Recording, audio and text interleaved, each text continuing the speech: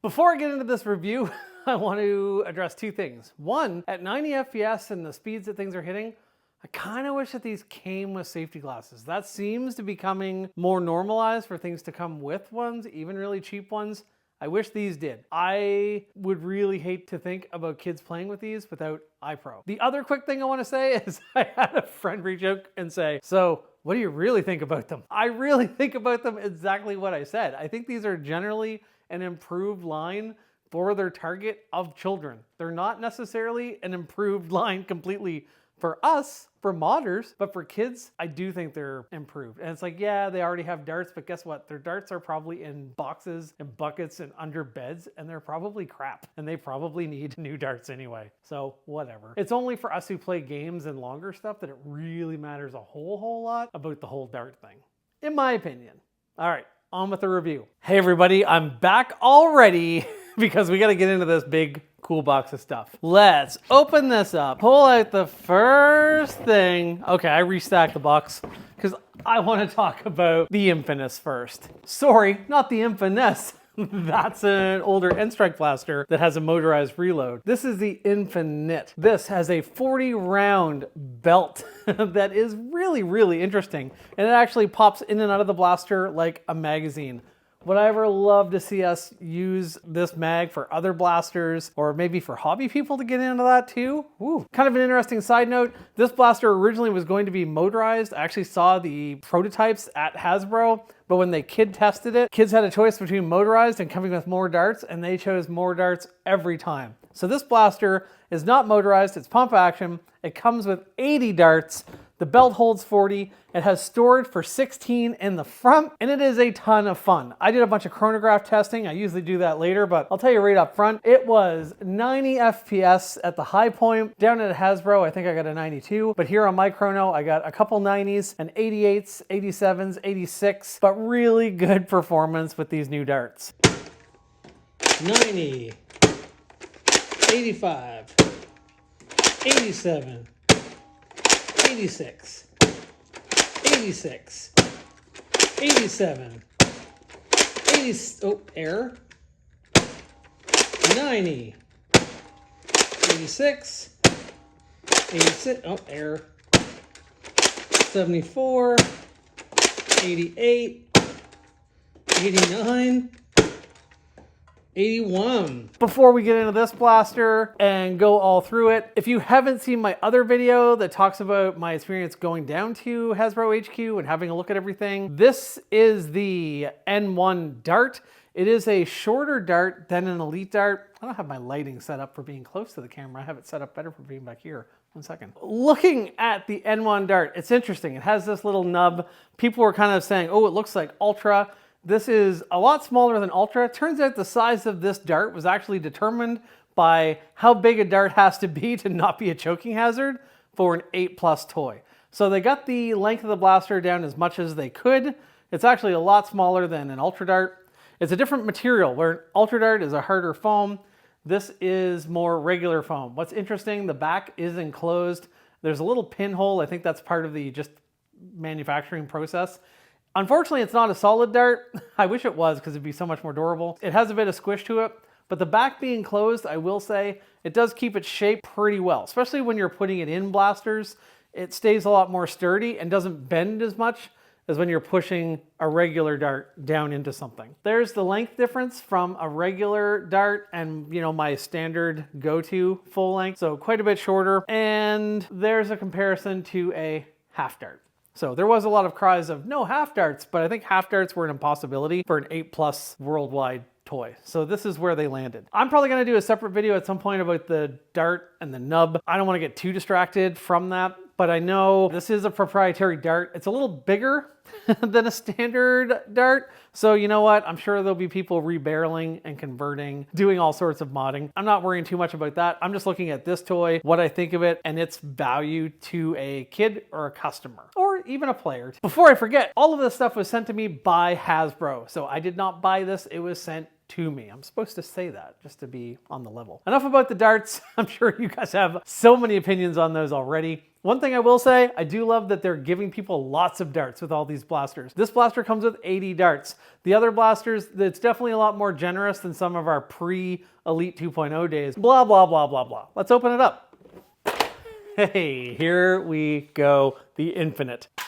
And the part of the Infinite that really makes it unique, this magazine. I didn't know what to call it there for a second. This is just really, really interesting. One thing I do like about this is the darts, you kind of go tip first there, but they push in without really a lot of bending or anything, but they're in there really, really, really securely. Now I'm sure as they wear, if one was deformed, you might get one fall out, but it would take a lot of deforming for one to fall out. So they fit in there pretty snugly. You can take this out like a magazine, or you can load it on the fly with some of the storage. It's interesting, the main reason this has storage is it used to have some motor mechanisms, but I think they were able to free up that space and decided to just use it for storage. One little fun fact, because who doesn't love a fun fact, early versions of this blaster, the mag was actually angled and kind of had like a swept back look. I think it was back. Was it forward? No, I think it was back. And it looked really cool, but I guess the mechanism was a lot more reliable once they straightened it out. And I would rather have a more reliable mech. Just like with all of these blasters, you don't have to prime it to load in the mag. This one does need a pretty solid click. Little correction. I'm pretty sure you do need to prime this one back to load it if you don't want to mangle and ruin your dart. Whoops. Live and learn. So I guess it's not as kid-friendly for the loading and unloading, but you can load on the fly, and it's really big, so that's fine. This thing looks pretty cool. It is a very easy prime. I'm actually gonna stick in a YouTube short just to show off how easy this blaster is to use of my daughter who's 10, giving this a try. Loading, loading, loading. Here that way. Okay. Give that a try and see what you think. Don't want to aim it at Don't shoot my sign, no. That I got you.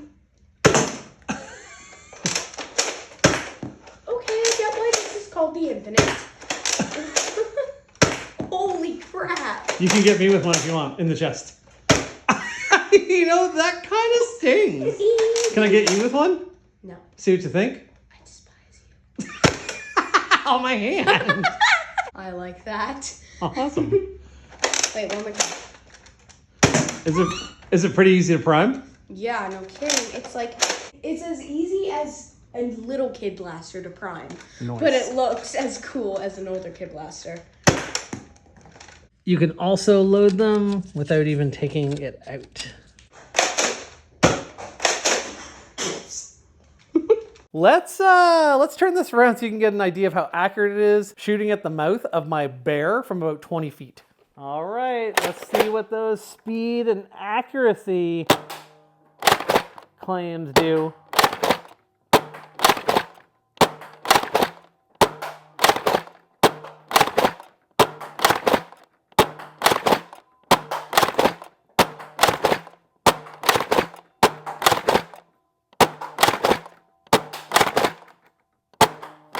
Did that one go in?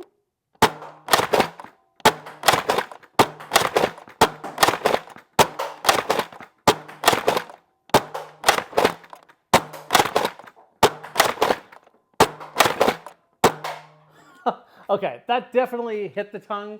Maybe it broke the tongue? I would say for me, they don't seem, they're certainly more accurate than Elites. With the very limited experimenting I've done, I don't know that I would say that they're more accurate than if I was just using a bunch of green waffle head darts or Nerf's own AccuStrike darts.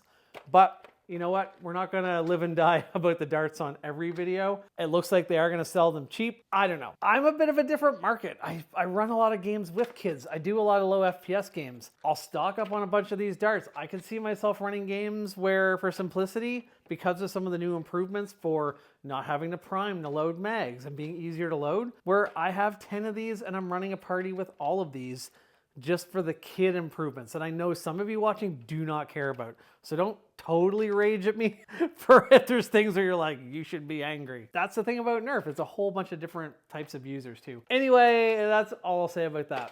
Oh my goodness, I almost forgot, and I'll be crucified if I do. one thing about this blaster that is going to break people's hearts with its high capacity, there's no slam fire. I hold in the trigger. Nope. I can shoot pretty quickly, but no slam fire. Apparently slam fire was removed from all of these N Series blasters as part of their efforts to make these as shippable around the world. And besides the kinetic energy of your dart and how hard it hits and volume and all that, apparently decibels and sound are part of it too, and slam fire and the mech for that made it louder. So that's the reason. It's not like they were like, oh, we forgot. They had one. There was actually a prototype one that had it that I think one of us got to try, but these ones do not have it. So for those who love it, it's a bummer. And I'll admit, I don't ever use slamfire. This is the one blaster where I might be tempted with 40 rounds. Let's go into the weight and build quality of the blaster.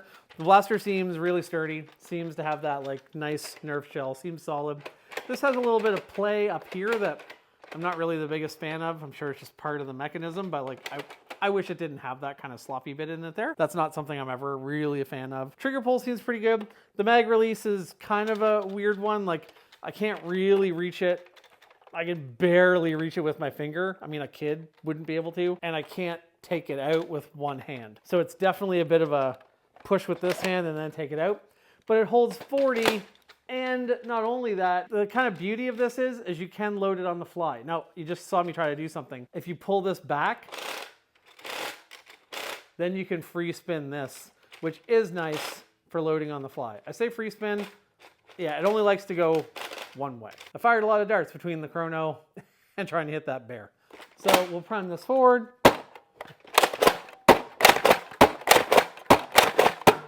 I was just indexing it until I had darts loading. This is gonna be a heck of a fun blaster for me to use at casual stuff. This is what I like to call a parental primary. If you're getting a dad or mom in there and you wanna give them a slight advantage to the young, faster kids, you give them this. This capacity is really, really, really good and less finicky than our regular Nerf drums that we know. And I'm not a big fan of front-loading drums. I find, you know, like the Villainator or other blasters, as you play, they get loose, they're not seated all the way, and then I find they just don't, they're not super dependable. So I'm not a big fan of them.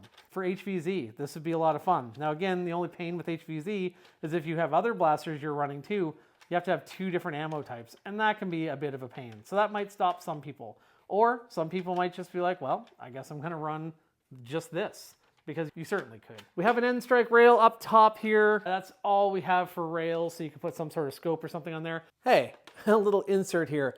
I'm not always the most thorough reviewer, I admit, but I do feel really bad if I miss something important. These rails are N-Strike, but I will say it looks like it's a very narrow ridge on the side for your attachments to slot into, like compared to a lot of the other standard blasters that have more room. Now that might mean that attachments on this blaster will not wobble as much, which would be very much a welcome change. So because those grooves on the side are narrower, things might be tighter. I don't have a lot of attachments here at my place, to be honest. What I could find was this Rebel top arrow. And you know what?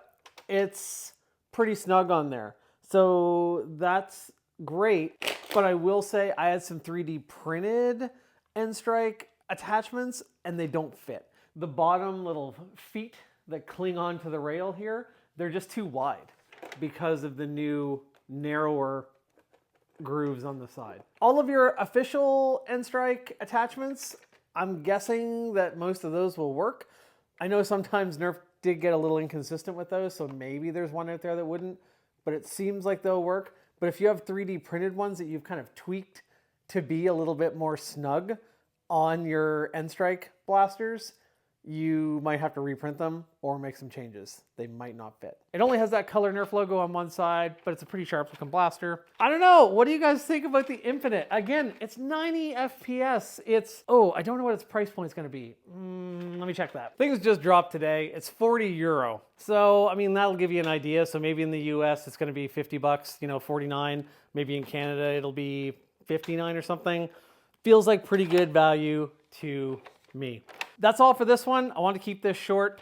And I'm gonna move on, I'm gonna come back. I might combine some of the other blasters, but I thought the Infinite deserved one all of its own. Let me know in those comments, do you think this is cool? Are the darts just a deal breaker for you forever if you're a hobbyist? And if it is a deal breaker, let me know what kind of player you are, how often you play, and all that stuff. All right, until the next one.